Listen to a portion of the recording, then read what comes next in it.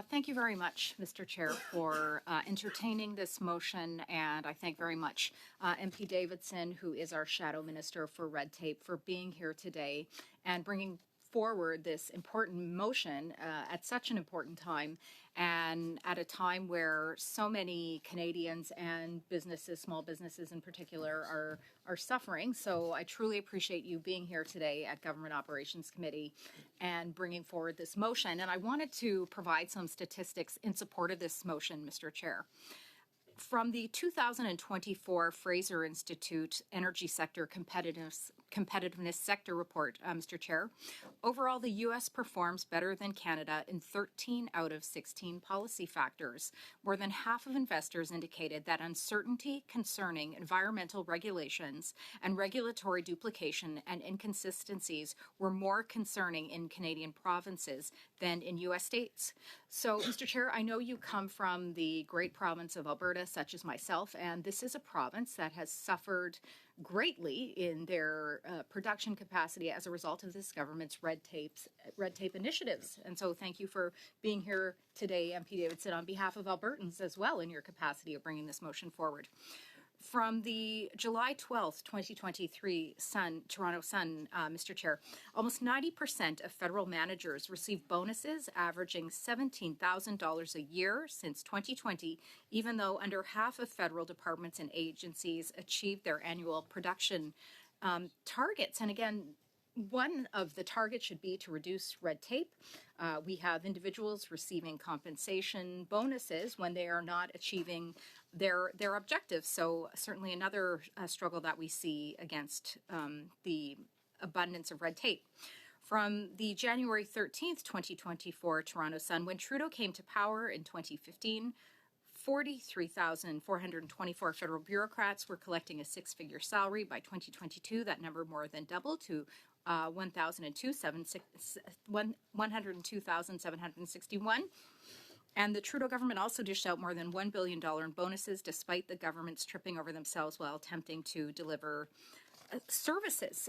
I'm going to bring next, Mr. Chair, a very concerning anecdote regarding children's adoption. Backlogs within Canada's immigration bureaucracy are creating what one observer calls an impossible situation for families adopting children from outside the country, with processing delays now far outlasting their children's visas, rendering the kids ineligible for provincial health coverage. Children adopted overseas are usually granted a 6-month temporary residence permit, essentially a tourist visa, upon entering Canada. That used to be sufficient to allow IRCC to finish processing their citizenship applications, but delays for processing citizenship for adopted kids are now running close to 2 years. Well past the expiry of temporary visas, that is leaving parents scrambling to get extensions, and the children ineligible for basic social programs. So once again, we see the government struggling to deliver on the most basic of services for Canadians and new Canadians in particular, no doubt a result of red tape. Service Canada's passport delays net CFIB's Worst Red Tape Award. The Canadian Federation of Independent Business has awarded the 2023 Paperweight Award for Worst Red Tape Service to Service Canada's passport mess, something that I just alluded to in the example that I just indicated regarding the adoption. A public opinion poll by the CFIB found that 80% of passport applicants experienced some level of frustration as they applied for or tried to renew a passport in this past year. And I certainly know that my NDP colleague will appreciate this this statistic, given their recent work with CFIB on the CEBA extension.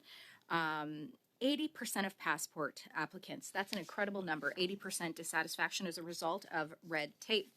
So it would be nice to say goodbye red tape, hello green, but no fewer than 4 times on a single page of the Fall Economic Statement did Finance Minister Chrystia Freeland or the anonymous finance scribe writing to her says the federal government is intent on cutting red tape.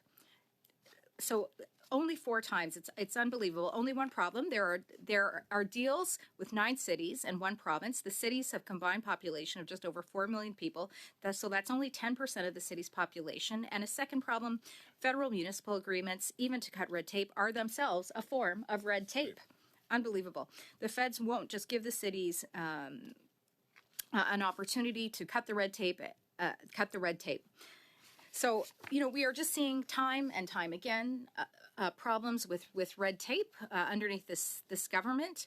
I mentioned the problems that this government is causing for our home province chair of Alberta. I'd also like to point to something positive that is going on in the Confederation regarding red tape, and that is in Alberta, the United Conservative Party there has tabled a sweeping red tape bill. Well, isn't that just a beacon of light for the nation? Wouldn't you say so, MP Davidson? Agreed. So they have introduced a series of new measures that will reduce red tape through an omnibus bill. Wait a minute, isn't it like the omnibus bill, S6, which is still within this government and has yet to pass? We are still waiting for S6 to pass.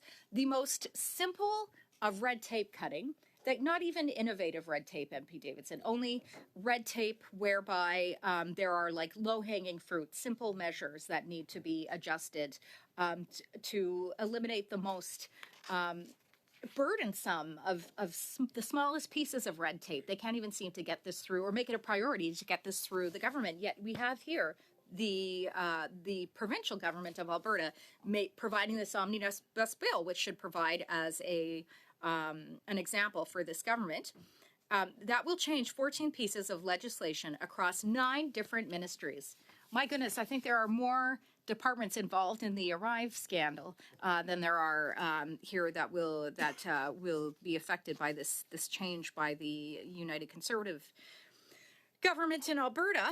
Among the most prominent changes, and I want to continue to provide some ideas for the government here, MP Davidson, that includes federal employees under trespassing rules, something that is wanted and necessary, pushback on virtue signaling because clarifying that trespass legislation applies to everyone, and as well as that's the main one that is listed there, but talking about changes to transport funding. Let me see what else here. Firefighters support. I know certainly the firefighters have been in to see me on several occasions to talk about different pieces of legislation.